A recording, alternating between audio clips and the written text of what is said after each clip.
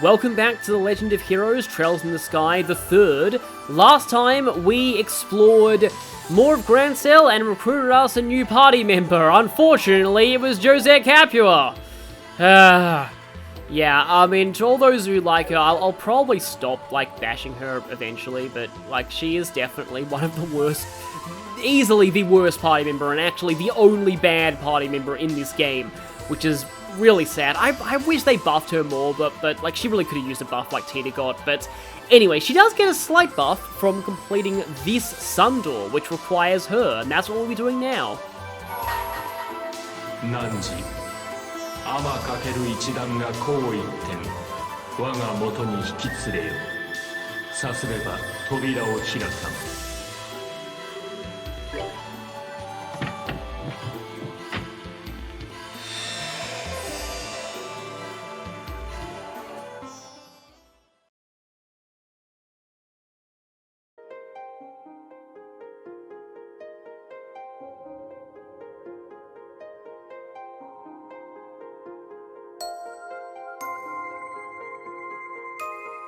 ここに記憶のかけらと祝福を与え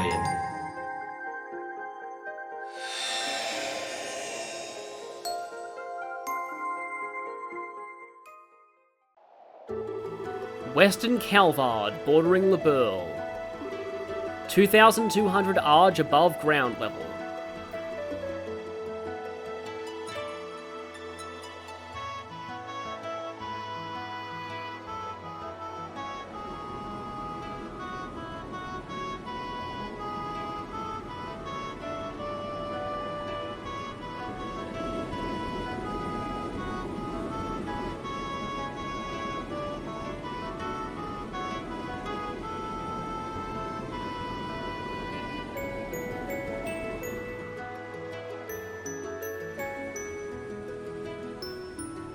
の向こう側にバレリア湖を確認。どうやら国境はもう目の前みたいだね。オーケー、予定通りだぜ。Okay, Don's Japanese voice is amazing. キール、勢力 60%。進路高度はそのまま維持だ。了解。水力 60% にダウン。進路、高度もセット完了だ。よし、規定航路に入ったぜ。あとはこのまま目的地までひとっ飛びだ。ふう、やっと一息つけそうだな。2人ともお疲れ。今日も無事に時間を守れそうで何よりだね。まったくだ。俺たちカプア特急便は信頼と安心と客の笑顔がモットーの運送会社だからな。空賊だった頃を思うと未だに信じられないけどな。それもこれもみんなアリシア女王の恩赦があってこそだからね。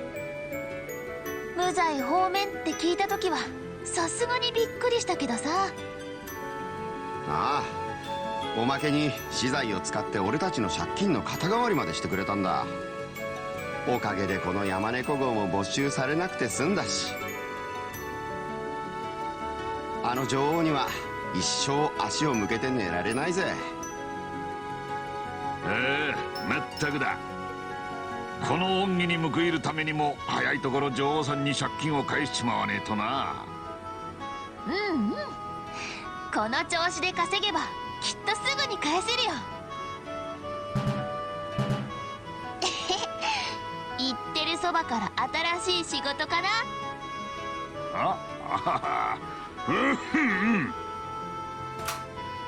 はい、こちらカプア特急便。はい。明日の午前中。大丈夫ですよ。わかりました。では当日伺いに参ります。どこからの依頼？今度も共和国からの依頼だ。グランセルまで小包を一つと残った。王都ってことはあさっての便での配達か。ふう、それにしても大繁盛だな。ここまで小回りの利く運送業は他にないからね。そういえばドルンにオートで思い出したけど、今朝はオートでギルドに寄ってたよね。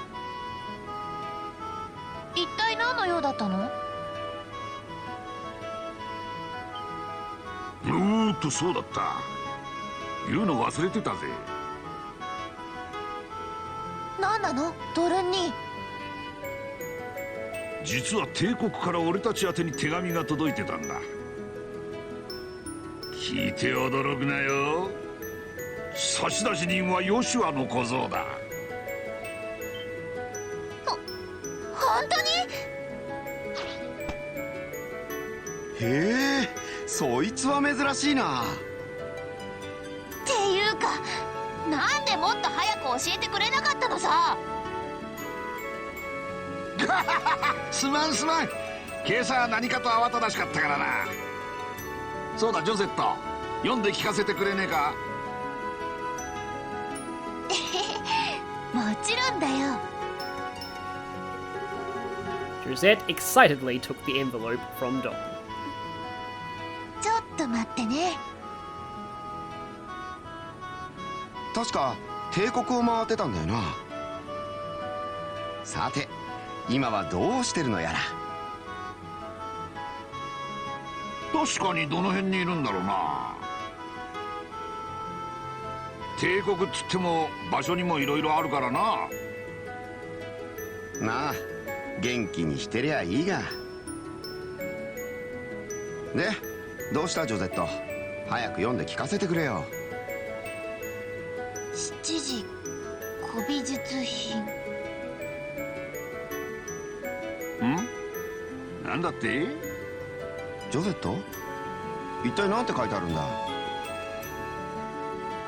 何が書いてあるも何も、これ今朝の配達の伝票じゃないのさ。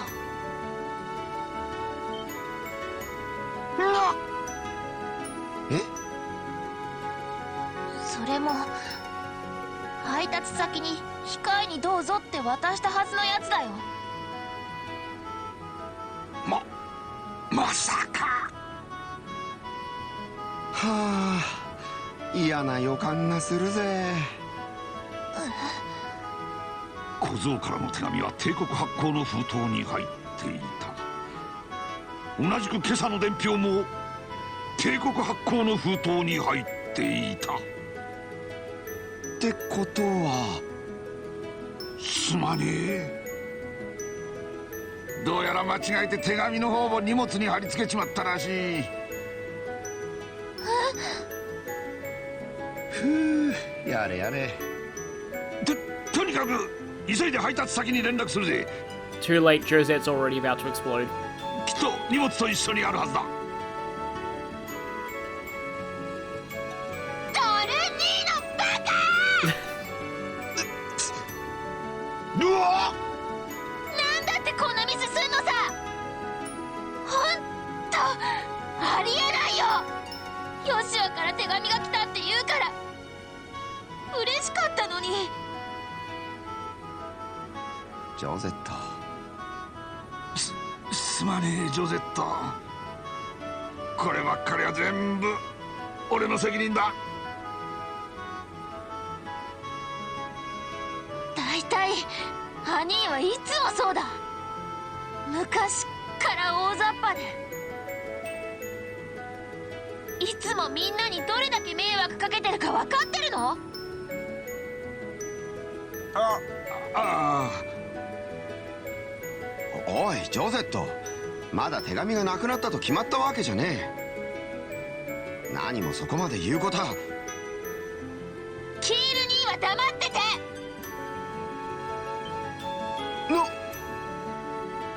そうさ、ほんと昔からだよ。あの時だってそう、勝手に契約して勝手に騙されて、僕たちがどれだけ。ジョゼット、あ言い過ぎだ。兄貴だって十分反省してるさ。それに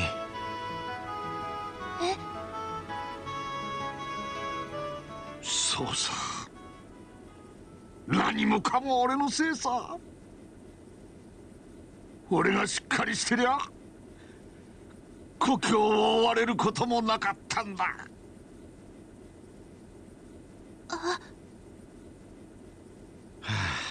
お前ってやつは何もその話題に触れることはないだろうに。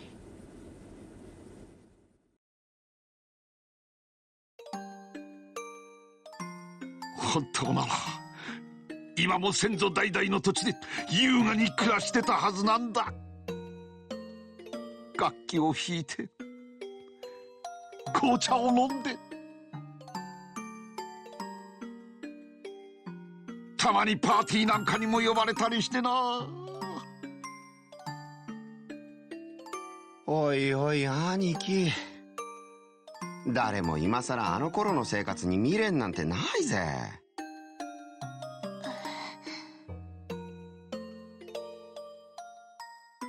目先の欲にとらわれてまい話に乗せられて、気づいた時に残されたのは借財の山だけさ。親父の残した財産だってのに、大バカにも程があるってもんだ。それは何も兄貴一人のせいじゃないさ。ただ俺たちが世間知らずのガキだったってだけの話だ。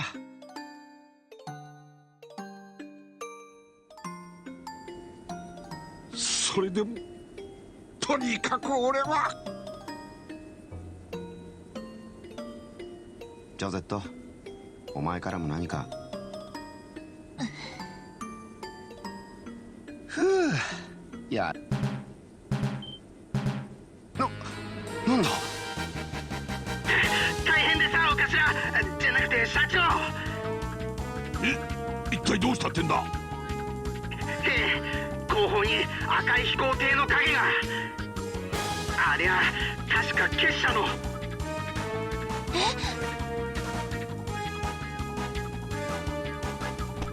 しゃあ、それはまずいな。兄貴、ああ、かなってる余裕はねえ。積み荷の安全確保が第一だ。全速力で振り切るぞ。了解だ。野郎ども、聞こえるか。緊急事態発生だ。戦闘に備えて各自の任務を全うしやがれ。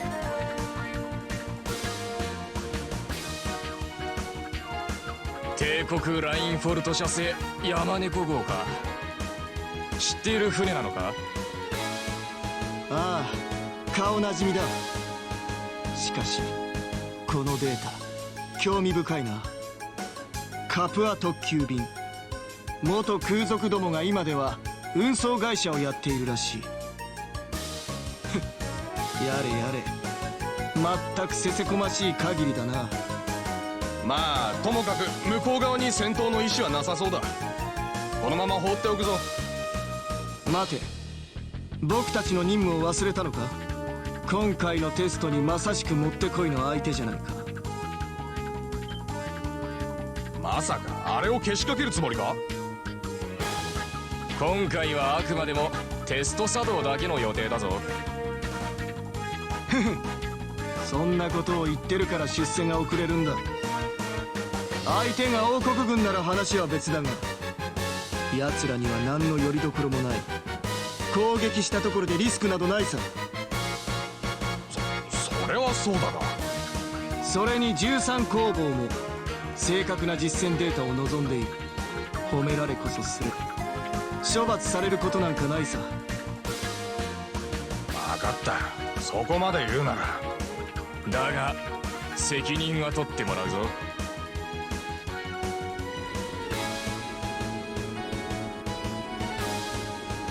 ジョゼット、見えたか。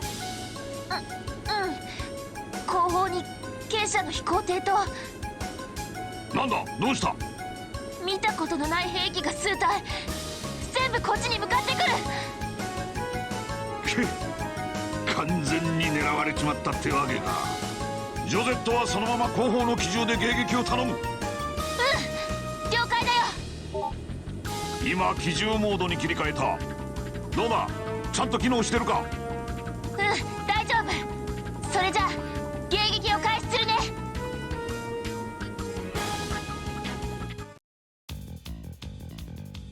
So now we actually have the minigame itself here after that big stretch of story. So rules. Shoot down approaching enemies and missiles using Josette's machine gun. The controls are as follows. Aim like you normally move.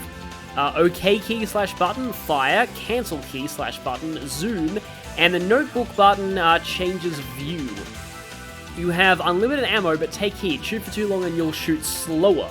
Shot speed recovers gradually when not shooting. If the Bobcat's held to 0, you'll get a game over, so be careful. And I love how they have like their own title cards for these. Also settings. We can choose normal or inverted and also change the aiming sensitivity. And also there's normal and easy. It doesn't matter what difficulty you play on, but I'm going to play normal. So yeah, this is like, we've got ourselves like an actual turret shooter here. So that's interesting.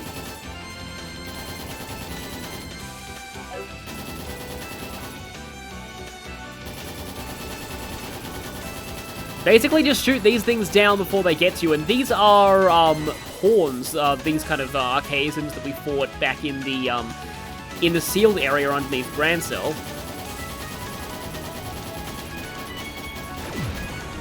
Well, they're way too close. Yep. Yeah, this gets kind of, it's pretty difficult to avoid fully taking damage in this game. Even though I haven't actually taken much in the way of hits yet, but I think I'm about, no, I actually didn't take a hit there. Okay, yeah, did get hit there though. There is kind of a secret to this game as well that we'll see a little bit later, but I'm going to try and do my best without actually showing that off. So, yeah, this is, for some reason the interface here reminds me of Fallout. I don't know, like just this kind of green, yeah. It's just kind of hard to, the gun actually moves very slowly, so it can be hard to intercept everything. And when these things shoot missiles at you, you should shoot the missiles before they reach you. Already in slow mode. Let's see if I can finish off these things. I don't know if like just letting go for a little bit is good, or whether you want to just let go for a long time to let the gun fully recover. Okay, that's a missile. Okay, I can see another missile approaching and another one. You don't really need to focus too much on shooting down the actual missile ships. Just make sure you destroy their missiles before they reach you. Okay, that is new though. And that one shoots big missiles that you definitely want to destroy before they reach you.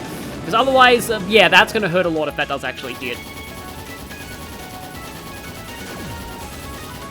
It's actually weird. It says that you have unlimited ammo, but the number in the corner does go down the more you shoot. So I don't know if this game maybe at one point was planned to have limited ammo, but they changed. Oh crap! Yeah, that was bad.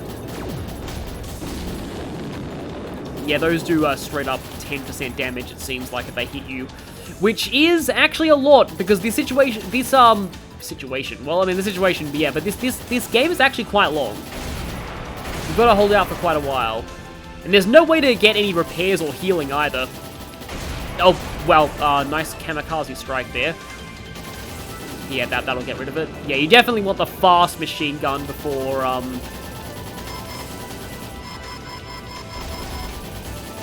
before those, missiles hit you. Yeah, those things are annoying, those, rays.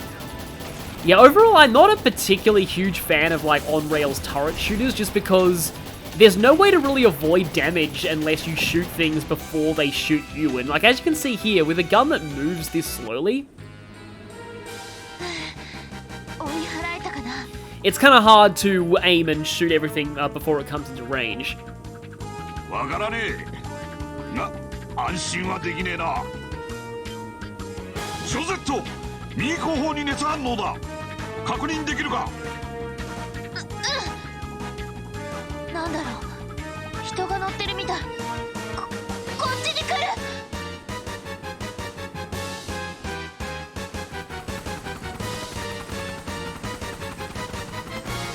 元空賊風情にやってくれるじゃないか。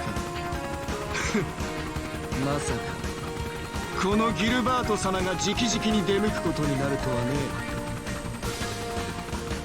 友人型オーバーマペット、これより山猫号を撃破する。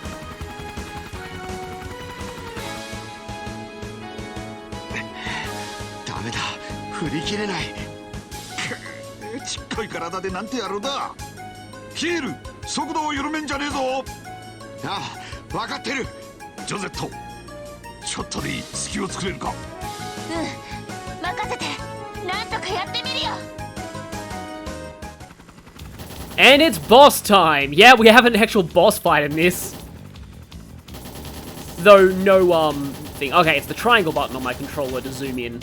The zoom is actually helpful sometimes when it comes to, shooting down some of his smaller projectiles. But yeah, you can prevent him from firing his machine guns at you if you, hit him a decent amount beforehand. But yeah. You actually carry over your health between the two sections, but there is a way of getting your health recovered here if you need it. Hopefully I don't end up needing it, but that could be a miscalculation. Where the heck are you, Gilbert? Where'd he go? There he is.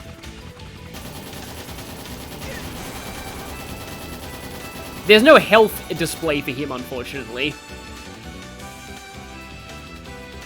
This is pretty good music, though, I'll say. Yeah, see, here, sometimes it can be easier to shoot these things down if you zoom.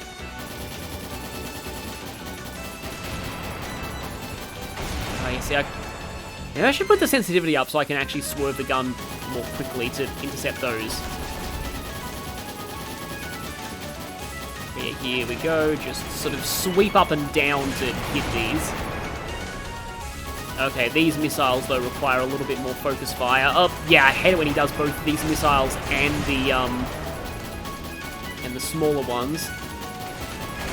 And now he's doing that. Yeah, these things can distract you for quite a bit. Down into the 30% range.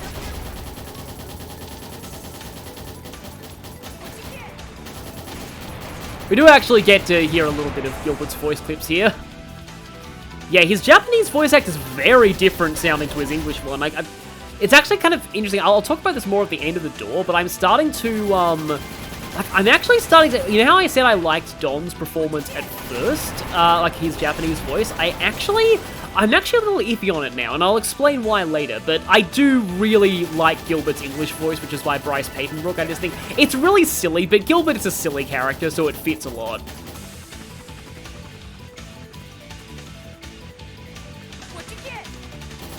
There you are. Yes, you like that. Now, is he going to do the thing yet? Because he does have something that he can do. He's summoning more missiles. I think that, yeah, there's another one there. Oh, there we go. Yeah, okay. So this thing here, you want to damage him before he can do this because this hurts a lot if it hits you. Yeah, I think I wasn't really able to properly interrupt that, which is a shame. I don't know if I'll even be able to survive this.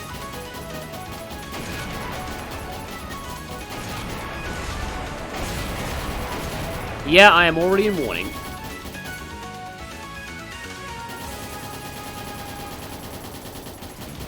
Yeah, he can fire out a lot of these too.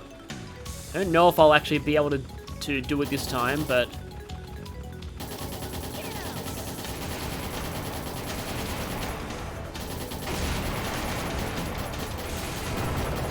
Oh no, he's doing that again.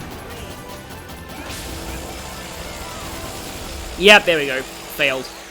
So, the secret of this is that if you retry the boss, you come back with full health, and you will probably need to rely on that.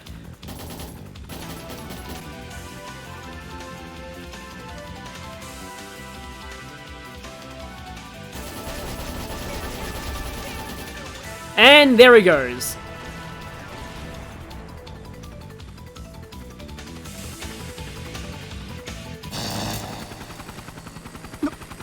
なんてことだ。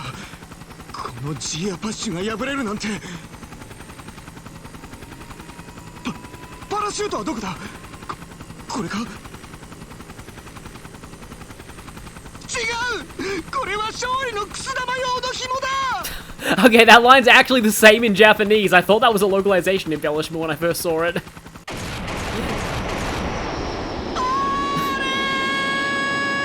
Okay, I take that back. His Japanese voice actor is definitely capable of being really silly and handy when he needs to be. どうする？回収するか？え？ああ。いや、別にいいんじゃないか？だが、カンパネルラ様も奴をお気に入りみたいだし。だからこそだ。何しろカンパネルラ様はあの性格でいらっしゃる。ありのままを報告すればむしろ喜んでくれそうじゃないか。ま、それもそうか。And presumably that was actually how Gilbert crashed in Valeria Lake when we first met him in the main game.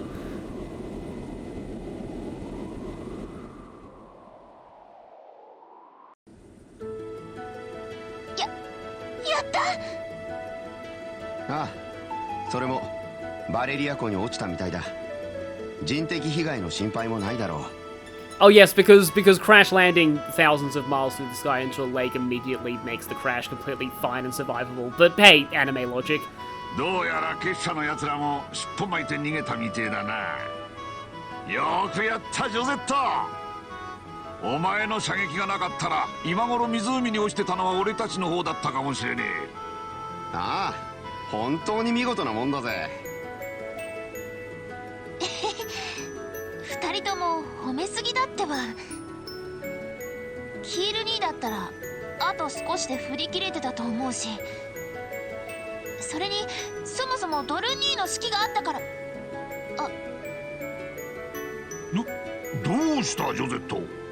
あ、そうだった。もしかして二人ともまだ気にしてるのか。はあ、お互い素直じゃないというかなんというか。ほらジョゼット、言いたいことがあるんならさっさと言っちまえよ。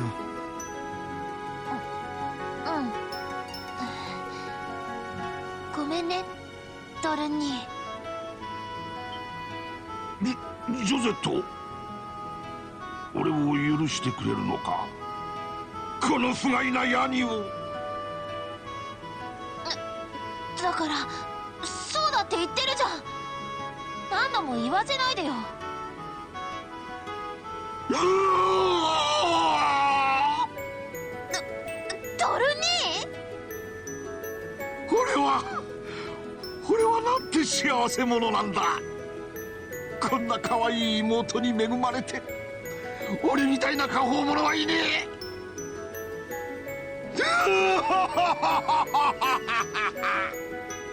やめてよドルン兄、みんなに聞こえちゃうじゃん。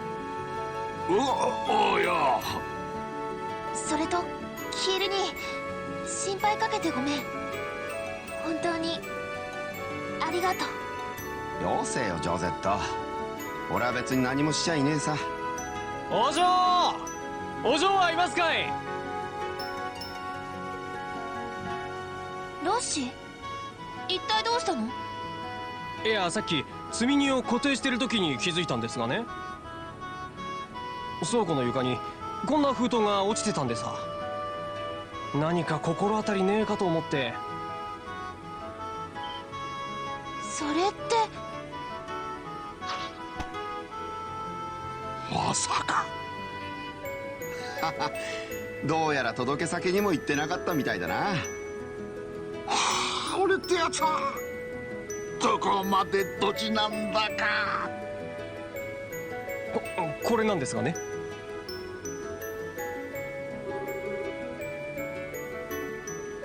帝国の封筒、やっぱり。何か問題でもあったんすか。もう解決したから大丈夫。届けてくれてありがとう。いやこんなのなんでもないっすよ。で、あっしはこれで。ふう、とりあえず手紙が無事でよかったな。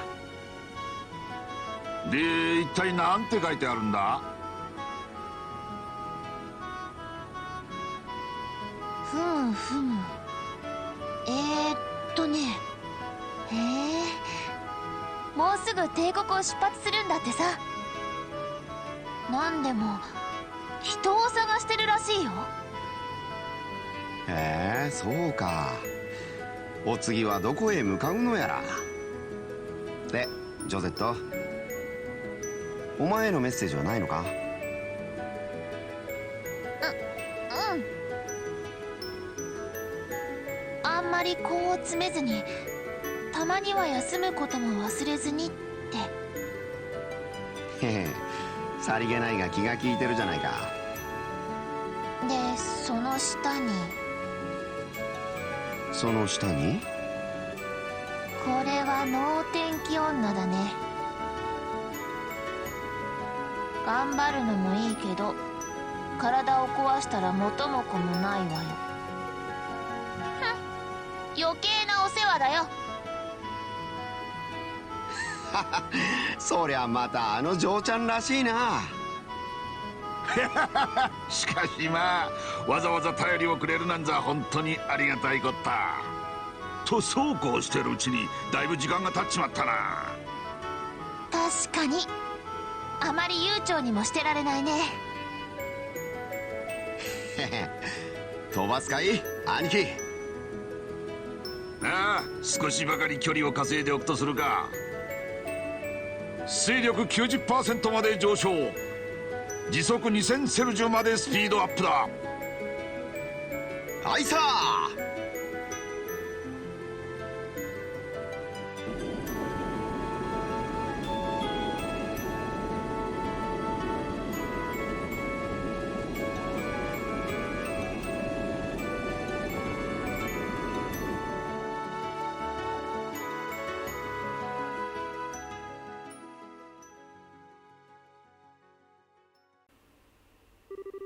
Capua's delivery service finished, so we get both a side story and a minigame out of that one. And completing that gets us detection. And also, Josette gets her S-Craft, so you want to do this the moment that she joins, otherwise she's a huge, well, even more of a liability than she already is. Oh, and we get Mirror too. So that detection quartz is something that a lot of people probably wished they had back in the first two Sky games. Displays treasure chest locations on the minimap. So with this, we can actually see both on the minimap and on the main map, though it's a little glitchy on the main map, we can see like that one on the back of the sail as well. So we can see where chests are. This actually isn't as amazing as you might think though, because it only works in areas that have maps, and not everywhere does, and anywhere indoors it won't, you know, obviously work, because most indoor areas don't have maps, and also, it doesn't distinguish between opened and unopened chests, so it can be very confusing if you've opened some chests in an area, but not all, and are going for completion. But there's no harm in having this just on somebody in your active party at all times, because it can only help when you're going through an area for the first time, and that area has a map. So, I would say that I would show off the Bobcat, but she doesn't have enough CP for that. So, let's head back to base, and next time, we will be proceeding forward with the main story and going to Grand Cell Arena. But first, it's time for my customary thoughts on that door. So, that one was interesting because not only do we get just a story of how the Capuas are going after the events of Sky SC, and just some funny scenes with the Capua siblings and Josette, but we also get a little bit of an insight into their actual background and why they ended up as bandits in the first place. Scenes that I feel like maybe should have been in SC, but there just wasn't a good point to put them. I like the artwork we get to see of the three Capua siblings back when they were Erebonian nobility. And I also love how incredibly evil the guy who scammed them looks. And also Josette had a cat back then. I wonder what happened to that cat. I don't think she ever mentions it. anywhere else. But the thing that I was going to mention about Don, so I do like how hammy he is in the sillier moments that Don gets, and he definitely gets a lot of those, but I don't know if you noticed this, but I was picking this up. When they were talking about their backstory and going into how he blames himself for accepting that deal that basically ruined them financially and forced them into banditry, notice how Kyle and Josette's Japanese voice actors both got much more emotional and serious at that point. Don's Japanese VA still sounded like he was treating everything like a joke. He was still just being that loud, bombastic ham, and I really don't think he should have been at that point. Especially since there was focus on Josette and Don were having a real argument there. And the apology later has more weight if Don is also taking the argument seriously. So that's just kind of a thing where sometimes, when it comes to ham in voice acting, there's a time and a place for it. And you kind of saw that with Gilbert as well. Like, Gilbert's Japanese VA didn't go full-on ham until the situation called for it. And I admire him for that. So yeah, that Don's is a bit of a hit and miss, but about the Japanese voice acting as well, I will say, I really like Josette's Japanese voice. I'll have to look up who voices her in Japanese and if she's in anything else that I would know, because honestly, that kind of performance would actually make Josette maybe a lot more likable than she comes across as purely in the English dialogue. She sounds a lot less harsh than I would expect from her, just reading her lines. But at the same time, you can still hear the exasperation in her voice when she reads out Estelle's comment to her. Like, you can still tell the tone there. I think she gets Josette's character really well, while at the same time sounding very nuanced and actually making her... This sounds a bit weird, but like humanizing her in a way that you might not expect from like such an exaggerated comic relief character like Josette. So really, I really liked her Japanese voice performance there. This is going to be my first time hearing most of the Japanese voice acting in this game, so I hope that you find my reactions that interesting. So anyway, next time we will be progressing further into the main story, so see you all then.